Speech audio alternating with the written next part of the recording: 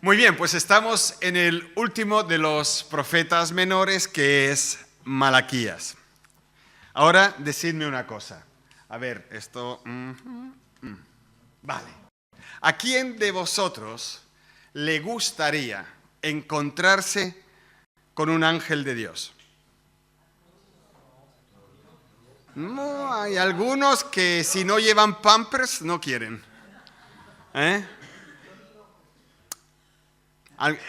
Imagínate que se te aparece un ángel de repente y empieza a hablar contigo y te dice un mensaje de parte de Dios. Lo que Dios quiere comunicarte, lo que no quiere, etc. Y además lo hace de una manera personalizada. Ese ángel se dirige personalmente a ti, ¿vale? ¿Obedecerías, Valentín? ¿De verdad? Si un ángel te dice por aquí, ¿tú vas por ahí? Hay maneras y maneras de hablar con ángeles. En la Biblia tenemos un buen número de ejemplos, a cada cual más interesante. Abraham lo honró y al final hasta negoció. Jacob en el Jaboc contra él luchó y cojo se quedó. Zacarías no se lo creyó y mudo terminó. Así que hacer lo que el ángel dice. María lo creyó y Dios la utilizó. ¿Sabéis? Es una cuestión de honra, obedeciendo o de rebeldía, desoyendo lo que Dios haya querido decirnos. Y hoy nos vamos a topar aquí en la iglesia con el mensaje de un ángel, porque eso es lo que significa Malaquías. Ángel. Así que la fuerza del mensaje consiste siempre en que nosotros tomemos ese mensaje que Dios nos da de una manera personal. Que nos abramos simplemente o sencillamente a la posibilidad de que en este día concreto Dios nos esté hablando. Porque mira, no es lo mismo que alguien me hable a mí personalmente o que alguien hable en público, ¿no? Imaginaos, yo qué sé, Sánchez, el presidente, habla en público, ¿no? Ahora, si Sánchez se dirige a ti personalmente, hombre, ya eso impone un poquito más, ¿no? Es el presidente. Entonces, la cuestión es, cuando Dios nos dice algo, yo lo honro, a ver qué me está diciendo, o sencillamente desoigo lo que Dios me quiere decir. El profeta Malaquías no es solamente el último de su especie, el último profeta antes de la aparición de Juan el Bautista, sino que además parece tener la tarea más sencilla entre todos los profetas. Mirad, el pueblo de Dios había retornado del exilio, el templo estaba reconstruido, los muros de la ciudad habían sido levantados de nuevo, había una cierta seguridad, había un orgullo nacional, todos votaban a Vox. Daba la impresión de que todo iba sobre ruedas en aquel país. Y de hecho, eso era lo que estaba pasando. Lo que ocurre es que las ruedas rodaban en la dirección equivocada. Todo puede ir sobre ruedas, pero resulta que si las ruedas no van en la dirección que Dios quiere, las cosas van rodadas, pero ¿hacia dónde rodamos? ¿Rodamos hacia el propósito de Dios o rodamos hacia el precipicio? Esa es la cuestión que hay que aclarar. La gente en aquel tiempo acudía al templo, llevaban su ofrenda, ofrecían sacrificios, cumplían con los ritos, pero nada de eso honraba a Dios. ¿Por qué? Porque la gente hacía todo aquello, toda aquella cuestión religiosa por inercia, sin el espíritu correcto, sin la motivación adecuada, sin la predisposición a escuchar lo que demanda un encuentro personal con Dios. Porque, queridos, cuando nosotros buscamos a Dios, ¿sabéis lo que pasa a veces? Que lo encontramos. Cuando queremos escucharlo, a veces Dios nos habla. Y eso da susto. Da susto porque cuando Dios habla es algo inapelable, ¿no? Entonces, aquellas personas tenían su manera, su forma de creer y de vivir sus creencias. Sin embargo, con sus actos estaban negando el poder de Dios en sus vidas. Eran, ¿cómo decirlo?, religiosos en su porte externo, cumplidores rigurosos de un momento religioso. De ahí que el aviso que Dios da por medio de Malaquías es un aviso que todos nosotros debemos de escuchar. Y nos vamos a acercar al texto de este profeta desde una perspectiva positiva. Es decir, vamos a mirar lo que el Señor no le place, porque lo dice ahí, para cambiarlo en instrucciones positivas. Y eso es lo que nos ayuda realmente a que con nuestras vidas nosotros honremos al Señor. Lo primero de lo que hablan aquí es de ser agradecidos, ser agradecidos. El libro de Malaquías comienza con una pregunta que la gente le hace a Dios. Yo os he amado, dice el Señor, pero vosotros decís, ¿en qué nos has amado? Dios dice, yo os he amado, y vosotros decís, ¿ma cosa? ¿En qué? ¿En qué? ¿No? Yo no sé, Dios les hace esta declaración de amor y su pueblo dice, ¿tú me amas? Es como cuando salimos a la calle a evangelizar y le decimos a las personas, mira, Dios te ama y tiene un propósito para tu vida, y la gente dice, ¿ma che dici? ¿Dove vai? Hoy estoy italiano perdido, no sé, debería de estar Chicago, pero no, me sale el italiano de alguna parte. ¿No? Entonces, ellos están cuestionando esto, de que Dios los pueda amar de alguna manera. Entonces, lo que aparenta aquí es que los israelitas estaban pensando, Dios está bien, pero Él no está haciendo lo suficiente por mí. Por eso, y para que lo entiendan mejor, Dios les muestra el contraste entre ellos y los que más cerca tenían. Y entonces le dice, mira, ¿no era Esaú hermano de Jacob? Sin embargo, yo amé a Jacob y aborrecí a Esaú, e hice de sus montes desolación y di su heredad a los chacales del desierto. Entonces, se observa un contraste tremendo. Los descendientes de Esaú, que eran los edomitas, habían dejado de existir por causa de sus pecados. Dios los quitó de en medio. Y Dios podía haber hecho exactamente lo mismo con Israel en muchos aspectos. Los edomitas no eran ni mejores ni peores que los israelitas. Sin embargo, Israel vivía seguro dentro de sus muros, mientras que Edom estaba desertificado y sus ciudades eran una ruina. ¿Qué había hecho la diferencia allí? ¿Habían sido los edomitas peores? No. ¿Habían sido los israelitas mejores? No. La única diferencia fue el amor de Dios, nada más ni nada menos. Queridos, cuando nosotros cantamos de un Dios de amor, de un Dios que nos ama, de un Dios que está por nosotros, es tremendo lo que estamos diciendo, porque si no fuera por el amor de Dios, por la paciencia de Dios, porque Dios quiere amarnos, ¿dónde estaríamos? ¿Dónde estaríamos? Estaríamos como Edom. Tanta gente que no acepta siquiera el amor de Dios están como Edom. Viven de una forma desolada, están tristes, no tienen una meta en la vida que se cubra con el propósito de Dios. Así que muchos, a pesar de eso, miran a su alrededor y sienten como si Dios los hubiese olvidado, o inclusive algunos como si los tuviese engañados. El otro tiene más dinero, el otro tiene más trabajo, el otro tiene una salud estupenda, una mejor familia, impacta más socialmente. En una palabra, ven eso y dicen, no, es que el otro está más bendecido que yo.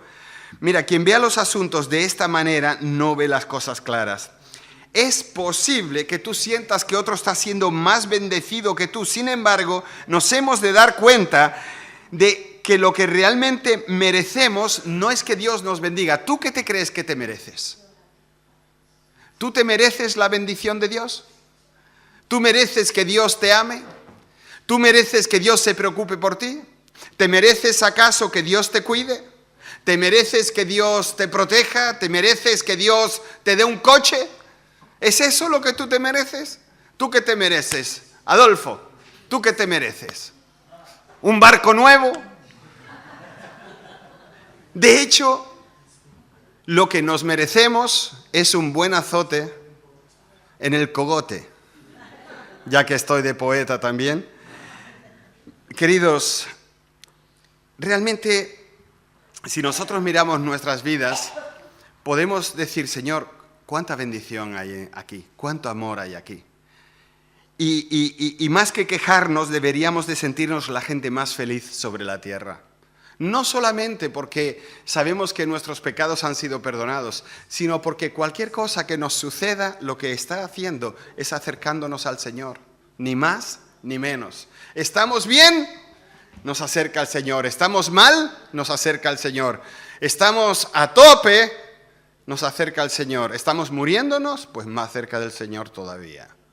Es algo tremendo. ¿Y por qué podemos decir eso? ¿Qué hace la diferencia? Sencillamente el amor de Dios. Porque Dios te ama tal y como eres. Ahí donde tú estás, Dios te sigue amando. Y no es una cosa que tú te puedas merecer, no es una cosa que tú puedas hacer, sino es algo que el Señor te da.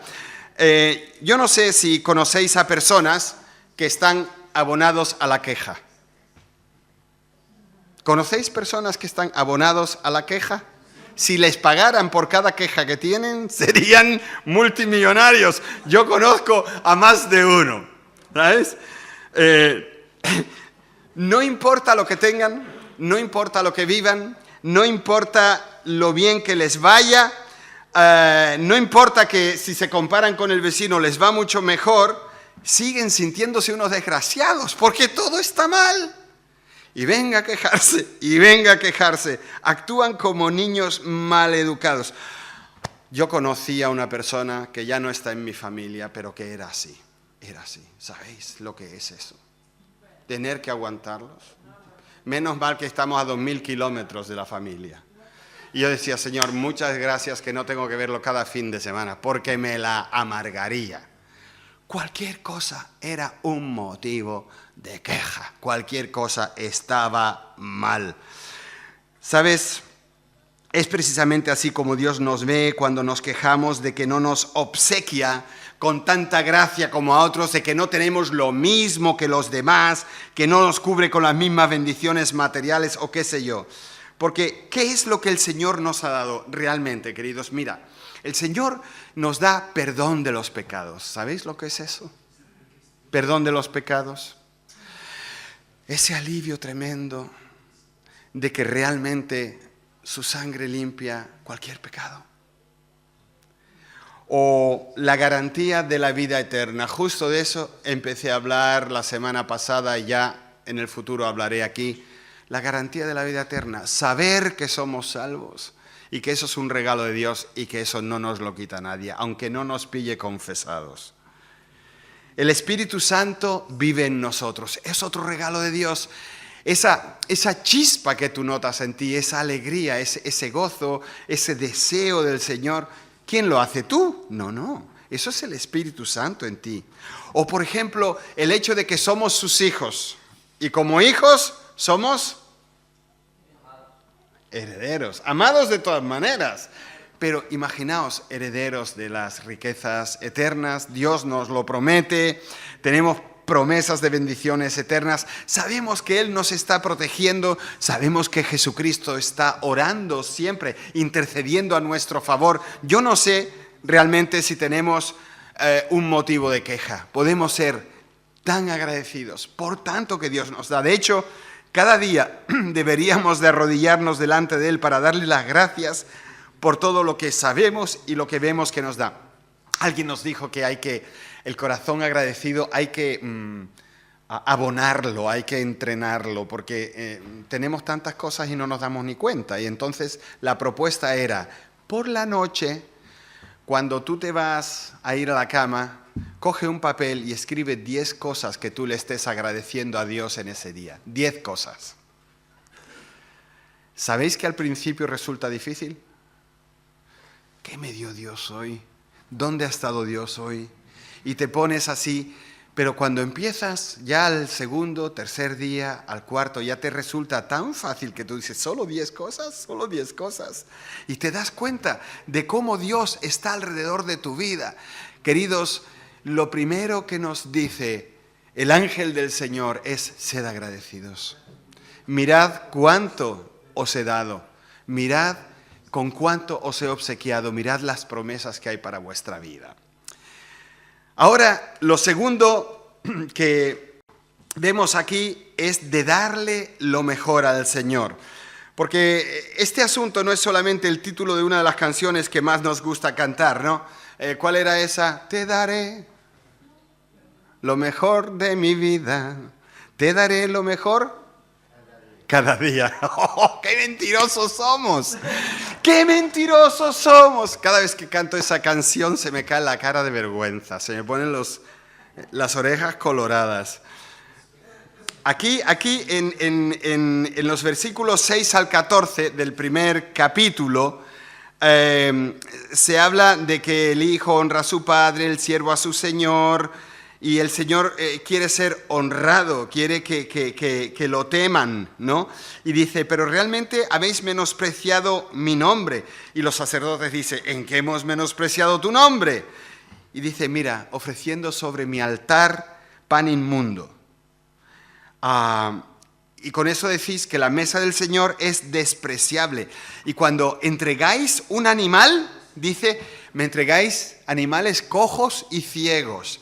¿Os acordáis, no? De que cuando uno llevaba un animal tenía que ser perfecto, con una cierta edad, lo mejor de lo mejor. Pues no, los israelitas eran unos vivales y ellos decían, bueno, como lo vamos a sacrificar, pues vamos a llevar a esta que está coja, vamos a llevar a este que está ciego, o a la otra que tiene, yo qué sé, gripe A.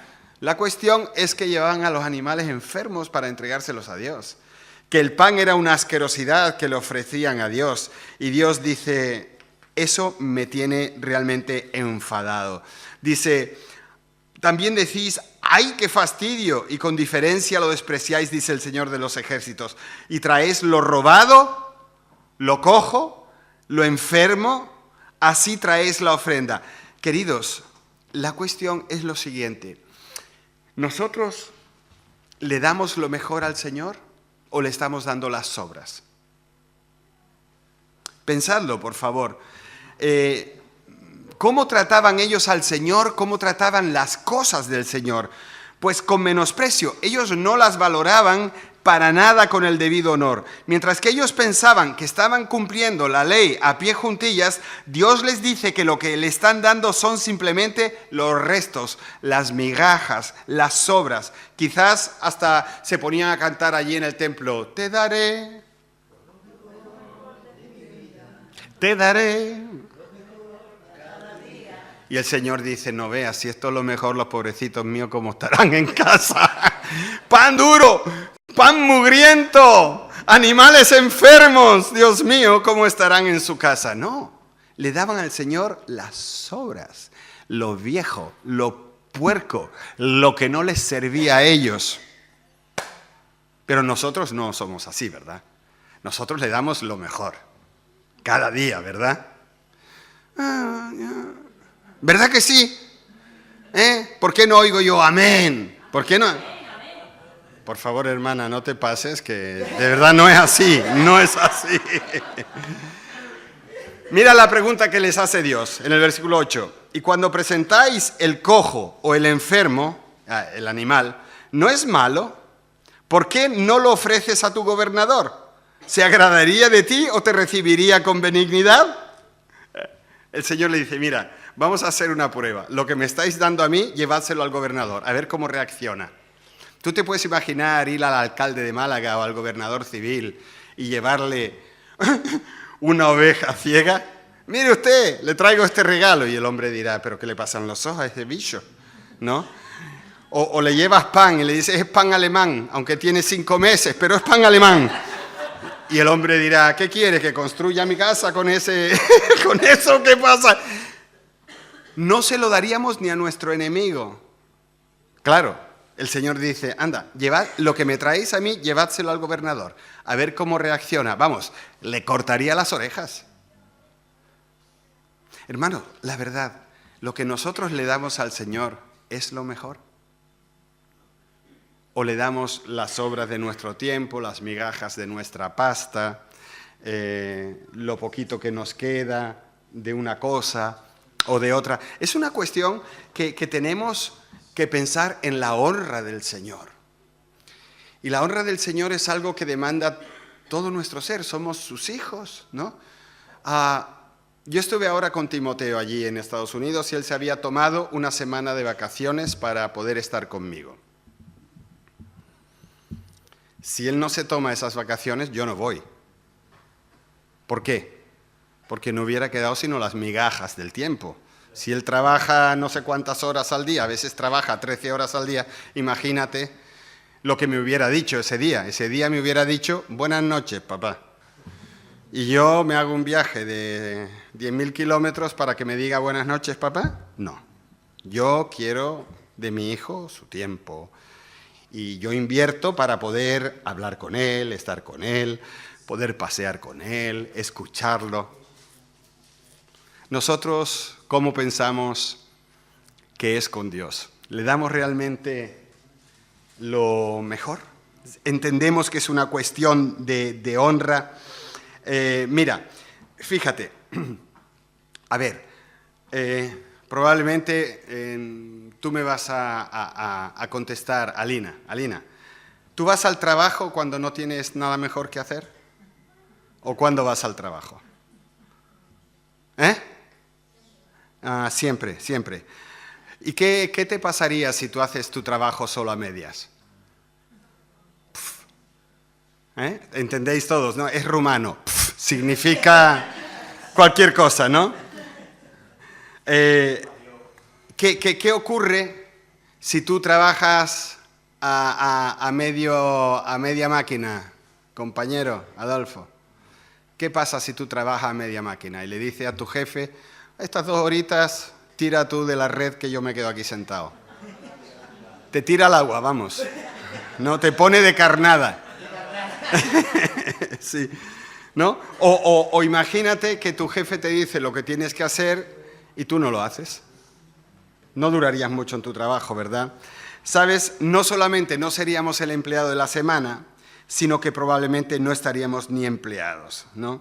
Entonces, queridos, uno se pregunta, bueno, ¿yo cuándo adoro a Dios? ¿Cuando no tengo nada más que hacer?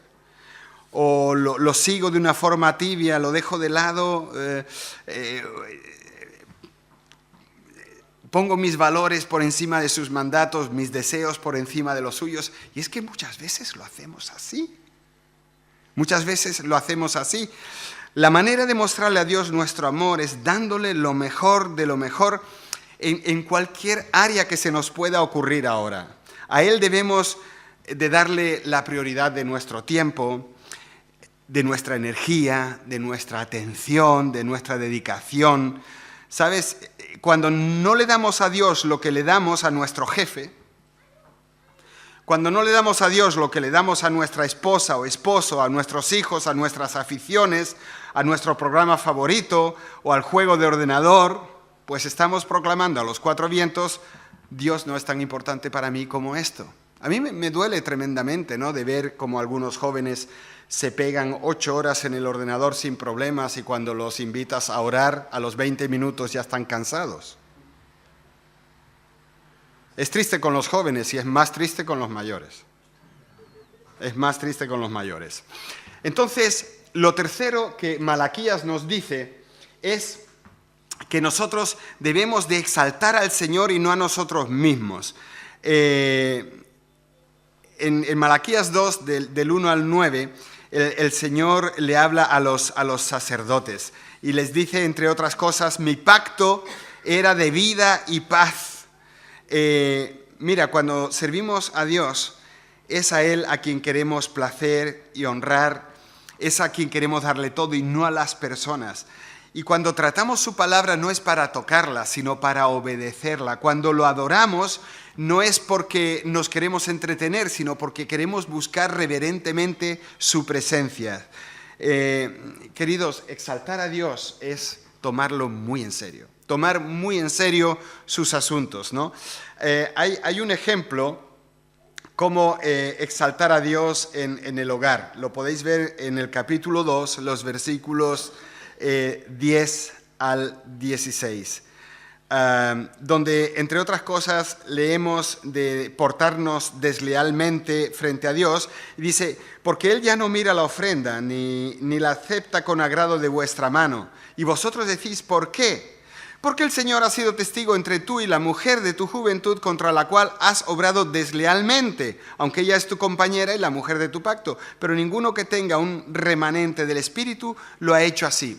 Yo cuando leí esto dije, madre mía, hablando aquí de lealtad, hablando de un matrimonio que realmente funciona, donde Dios está presente y dice, cuando tú no eres leal a tu mujer, y eso no tiene que ver solo con fidelidad sexual, sino absolutamente con todo. Cuando tú no la cuidas, cuando tú no la tratas como ese vaso más frágil, dice, ninguno que tenga un remanente del Espíritu lo ha hecho así. Es la espiritualidad medida en cómo tú te relacionas dentro de tu familia. Es tremendo, es tremendo. De pronto el profeta se vuelve hacia un tema inesperado, se pone a hablar de los hogares, de lo que pasa dentro de los hogares, y lo escuchamos clamar y gritar porque la bendición de Dios no se ve en esas vidas. Y entonces dice, mira, llenáis el altar de lágrimas, de llantos, de gemidos, porque Dios ya no le interesa las ofrendas que lleváis. Dios se ha callado, Dios no contesta. ¿Por qué? Porque han sido desleales a la mujer de su juventud. Queridos, es algo muy delicado, ¿sabéis? Realmente es un pensamiento muy similar al mensaje que tuve esta mañana allí en Málaga. Nuestra fe, nuestro culto a Dios no es nunca algo que tenga lugar aquí dentro. Esto no es culto a Dios. Esto es una escuela donde Dios nos pone para aprender. El culto a Dios es de la puerta para afuera. Es como tú vives con tu esposa. Es como tú crías a tus hijos. Es como tú trabajas y cómo rindes. Te vean o no te vean, es como tú hablas la verdad, es como tú defiendes a los débiles, como tú estás de parte del extranjero, como tú estás cuidando a los demás. Eso es culto a Dios. Por eso he dicho, ¿no?, de que las hermanas y el hermano que no está aquí, que están ahora en el hospital, eso es culto a Dios, porque están ahí donde tienen que estar, porque están haciendo lo que deben de hacer y están glorificando a Dios por medio de su presencia allí. Entonces, Malaquías nos dice que lo exaltemos a Él, y esa exaltación de Dios, queridos, no es algo que tenga lugar aquí cuando nosotros levantamos las manos alabando a Dios. Eso es parte, eso es una forma de, pero la verdadera alabanza, la adoración tiene lugar ahí fuera. Así que lo que al final nos dice Malaquías es que lo que debemos de hacer es invertir en Dios. Y es que Dios aquí en Malaquías les echa en cara de que le están robando a Él. Y la gente dice, pero ¿cómo es posible que nosotros te estemos robando? ¿Cómo le hemos robado a Dios? La respuesta que Dios mismo le da es muy sencilla. Dice, cuando no entregáis vuestros diezmos en el templo, me robáis lo que me pertenece. Y entonces, siempre que se habla de este asunto del diezmo, mucha gente me pregunta, pero Natanael, ¿los cristianos están obligados a diezmar? Y mirad, en ninguna parte del Nuevo Testamento se habla de diezmo, sino que se nos dice que demos regularmente y que demos proporcionalmente, pero es que muchas de las cosas que nosotros hacemos están en el Antiguo Testamento y no tenemos problemas con asumirlo. Solo cuando toca nuestro corazón, quiero decir nuestro portamonedas, A veces pues la gente se pone un poco tensa. ¿Cómo que diezmar si no está en el Nuevo Testamento? Si nosotros le dijéramos a los hombres que no se afeiten, ¿qué os parecería eso? No os afeitéis la cara, porque en la Biblia dice que el que se rasura es algo feo. ¿Lo sabíais que lo pone en la Biblia? ¿Eh? Pero está en el Antiguo Testamento. No pasa res, no pasa nada. Ahora estoy catalán. No pasa nada. Qué cosas. Queridos, ¿sabéis? Yo no tengo problemas con eso. El diezmo es sencillamente el punto de partida, el mínimo de lo que es la ofrenda cristiana, para mí. Pero con los diezmos muchos actúan de forma similar a como tantos hacen con los impuestos, ¿no? Es decir, hay formas súper imaginativas y creativas para intentar evitar lo que es un mandamiento de Dios. Pero, ¿sabes? Al margen de una cosa u otra, el punto de Malaquías es que se le está robando a Dios. Por eso Dios nos da aquí una promesa muy sencilla de entender. Si tú le das a Dios lo que es de Él, entonces tendrás provisión y bendición. Si le robas, tú te tienes que atener a las consecuencias. Así de sencillo, así de clarito. Preparando el mensaje, leí de un señor, y con esto quiero acabar, llamado Le Tourneau. El buen hombre se fue con el Señor en el 69, y este hombre era un creyente que construía maquinaria pesada de construcción. En los primeros años no le fue muy bien con su empresa. En medio de la depresión, sabéis que hubo ahí la depresión económica y tal, tuvo unas ganancias de unos $35,000. Eso en su momento era un dineral. Había hecho muchísimo dinero. Eso lo infló de orgullo. Eso es lo que él dice, ¿no? Son sus propias palabras. Y entonces él le había prometido a Dios: si tengo éxito te voy a dar $5,000, Señor. Cosas que la gente hace, ¿no? Y entonces él le había prometido al Señor: mira, Señor, yo voy a poner, si me va bien, $5,000 en la ofrenda de la iglesia. Y le fue más bien de lo que él creía, y no puso ni $1. Pero él le dijo al Señor: ¿sabes, Señor? Yo me lo quedo, ¿vale? Y lo reinvierto. Y entonces el año que viene te doy 10,000. ¿De acuerdo? El Señor no le dijo nada, ¿vale? La cuestión, él quería tener esas ganancias, llegarlas a 100,000, pero en vez de 100,000 de ganancias, él perdió $100,000. Y entonces, él cuando vio aquello, dice, él mismo lo cuenta, que se puso de rodillas delante del Señor, se arrepintió y entregó su promesa, añadiéndole además lo mismo para ese año. Es decir, había acumulado una deuda de 100,000 y entonces ofrendó 10,000. Y dice que en ese momento todo cambió. Y 4 años más tarde constituyó junto con su esposa la Fundación Le Tourneau, que reinvierte sus ganancias en la labor evangélica de todo el mundo. Esa fundación, ¿sabéis qué fondos tiene? Es una fundación para la obra evangélica. $40 millones. Es lo que este hombre dejó así para la obra del Señor. Queridos, a veces pensamos que eso no puede funcionar, que si yo doy más, tengo menos. Las matemáticas de Dios son diferentes. Que si yo le doy más tiempo al Señor, me voy a quedar sin tiempo y no voy a poder tratar a mi familia. Que si le doy más mis fuerzas al Señor, no voy a tener fuerzas para el trabajo. Que si le doy más dinero al Señor, no me va a quedar para fin de mes. Mentira patatera. Lo que tú le des al Señor, Él te lo devuelve multiplicado. Te lo digo no porque lo dice la Biblia, sino porque es la experiencia de cualquier creyente. Entonces, Malaquías, este ángel, este mensajero del Señor, no solamente nos ha hablado, sino que va a seguir haciéndolo. No dejes para mañana lo que puedas hacer hoy, queridos, y te lo recomiendo. Si hay algo que Malaquías, este ángel del Señor, te pueda decir para el día de hoy, es primero, sé agradecido, sé agradecida. Fíjate cuánto el Señor te ha dado. Segundo, dale lo mejor al Señor. Dale lo mejor. Tercero, exáltalo a Él, ponlo a Él en el centro. Y lo último, invierte en Dios y ya verás. Invierte en Dios y ya verás. Que el Señor bendiga su palabra en vosotros. Amén. Amén.